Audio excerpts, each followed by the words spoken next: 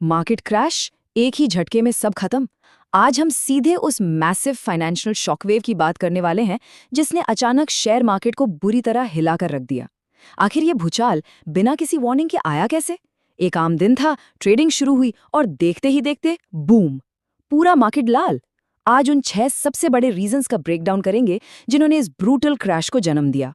पहले जरा इस नंबर पर गौर करिए।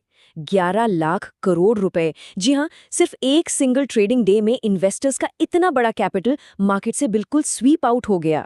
ये कोई छोटा मोटा डेली करेक्शन नहीं है, ये एक ऐसी वेल्थ डिस्ट्रक्शन है जो सालों की सेविंग्स एक पल में वाइप आउट कर सकती है। सोचो, 11 लाख करोड़, ये तो कई छोटी इकोनॉमीज की टोटल जीडीपी से भी ज्यादा है।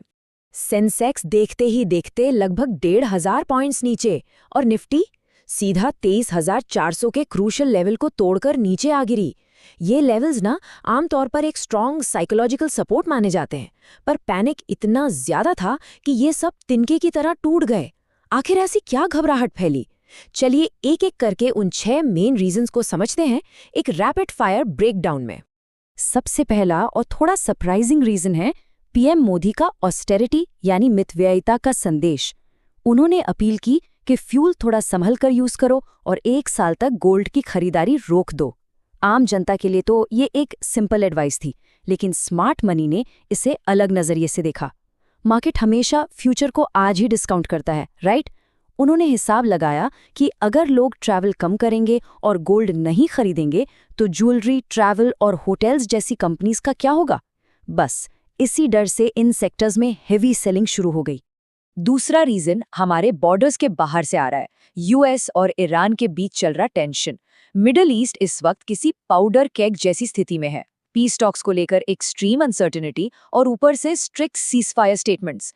जब ग्लोबल लेवल पर इतना डर हो तो कोई बड़ा रिस्क क्यों लेगा? जब भी मार्केट थोड़ी रिकवरी की कोशिश करता है, यही geopolitical tension fear driven profit booking ले आता है। सब सोचते हैं कि भाई जो मुनाफा मिल रहा है निकालो और सेफली बैठो।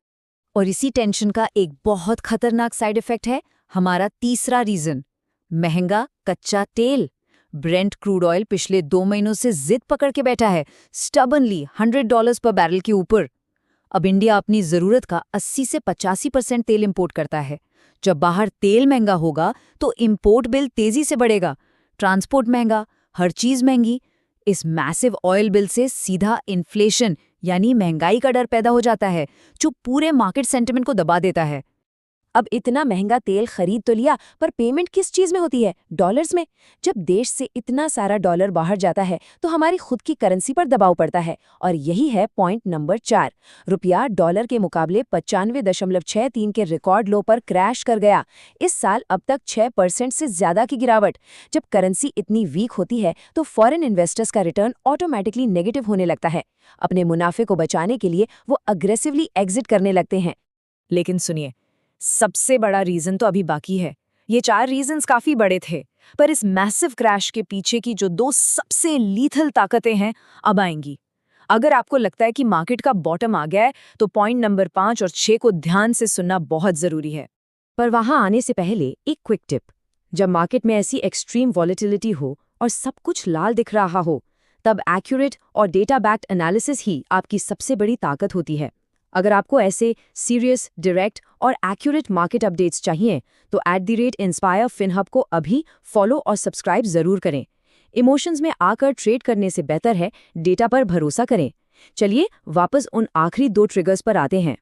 पॉइंट नंबर 5 जो मार्केट का असल में खून चूस रहा है, FPIs यानी फॉरेन पोर्टफोलियो इन्वेस्टर्स की रिलेंटलेस बिकवाली।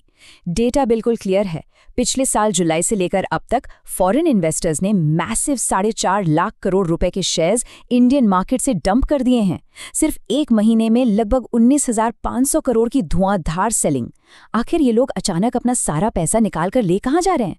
उनका नया ठिकाना है हमारा region number 6, US 10-year bond डील्स का 4.42% तक स्पाइक हो जाना। इसे ऐसे समझिए, जब अमेरिका जैसी स्ट्रॉन्ग इकोनॉमी में रिस्क फ्री गवर्नमेंट बॉन्ड्स इतना हाई रिटर्न देने लगे तो वो दुनिया भर के कैपिटल के लिए एक जायंट वैक्यूम क्लीनर बन जाता है।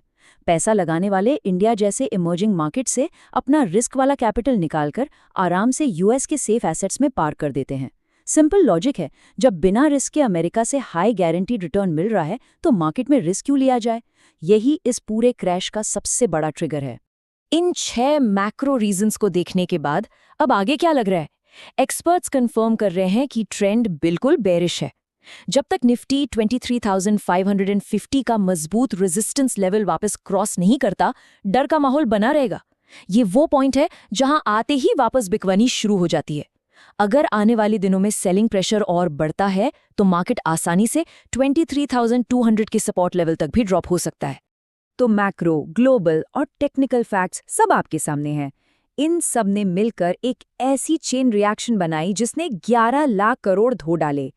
अब आप बताएं, क्या ये सिर्फ एक टेम्पररी क्रैश है या फिर एक लंबे परमानेंट बेयर मार्केट की शुरुआत हो चुकी है? कमेंट में यस लिखिए टेम्पररी के लिए और नो लिखिए परमानेंट के लिए। देखते हैं कौन सा ट्रेंड जीतता है। बस याद रहे, ये एनालिसिस सिर्फ एजुकेशनल पर्पसेस के लिए है, तो कोई भी बड़ा फाइनेंशियल डिसीजन लेने से पहले एडवाइजर से बात जरूर करें। मिलते हैं अगले एक्सप्लेनर में, तब तक सतर्क रहें और समझदारी से इन्वेस्ट करें।